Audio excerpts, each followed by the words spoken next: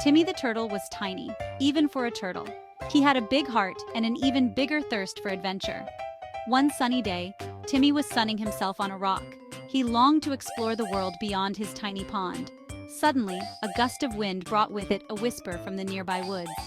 Adventure, it seemed to say. Timmy felt a thrill run down his shell. He had to find out more. Timmy, filled with excitement, scurried towards the woods. He wasn't scared, not one bit. He squeezed under a fence and found himself in a magical world. The leaves rustled above, whispering stories in the wind. Timmy, captivated, followed the sound deeper into the woods. He arrived at a clearing and saw a sight that made his tiny jaw drop. In the center stood a magnificent tree, its branches reaching towards the sky like welcoming arms. And this tree, Timmy realized, was talking. "Hello there, little turtle," boomed the tree. Timmy, though startled, managed a polite "hello." The tree chuckled, a deep rumble that shook the ground. "My name is Old Majesty. What brings you to my part of the woods?" Timmy, mustering his courage, told Old Majesty about the whisper he heard. Old Majesty sighed. "Ah, that's the wind carrying my worries. You see, my dear berries, ripe for the picking, have gone missing."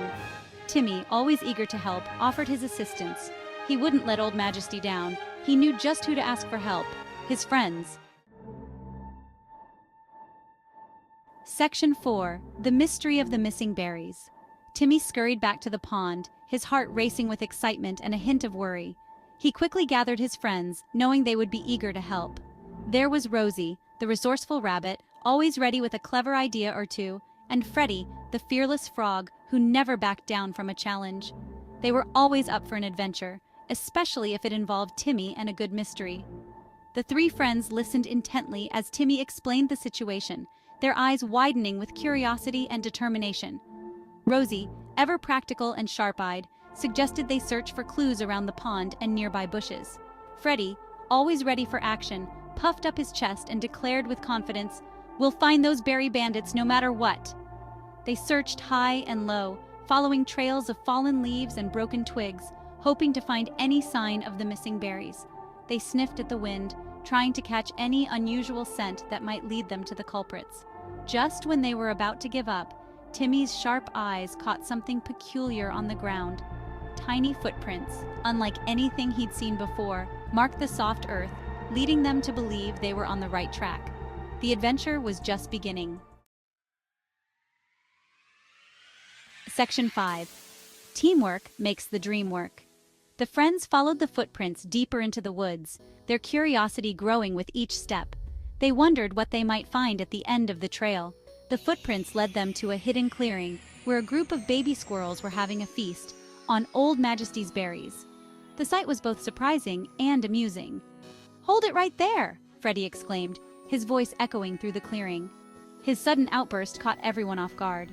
The baby squirrels, startled, dropped the berries in surprise. They had no idea they were being watched.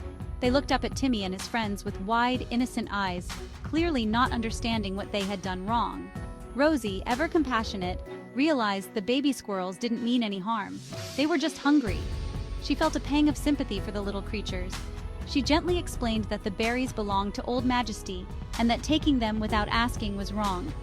The baby squirrels listened intently, their eyes full of understanding and regret. Section 6. A Sweet Celebration. The baby squirrels, their cheeks stained with berry juice, looked ashamed. They had been caught red-handed, and their tiny faces showed a mix of guilt and regret. They scampered back to their tree, their little paws moving swiftly, and returned with even more berries than they had taken. It was their way of making amends, showing that they were truly sorry for their actions. They offered them to Timmy and his friends as a peace offering. The gesture was sincere, and Timmy could see the effort the baby squirrels had put into gathering the berries. Timmy, Rosie, and Freddie, with the help of the baby squirrels, carried the berries back to Old Majesty. It was a team effort, and everyone worked together, their spirits high and their hearts light. The tree was overjoyed to have his berries back and thanked Timmy and his friends for their bravery and kindness. Old Majesty's branches swayed gently as he spoke, his voice filled with gratitude and warmth. As the sun began to set, casting long shadows across the forest floor, Timmy and his friends feasted on the delicious berries. The air was filled with laughter and the sweet aroma of the berries, making the moment even more magical. They had saved the day and made some new friends along the way. The bond between the children and the baby squirrels grew stronger, and they knew they could rely on each other in times of need. Timmy, his heart full of joy, knew this was just the beginning of many grand adventures in the magical world beyond his tiny pond. He looked forward to the future with excitement, knowing that every day held the promise of new discoveries and friendships.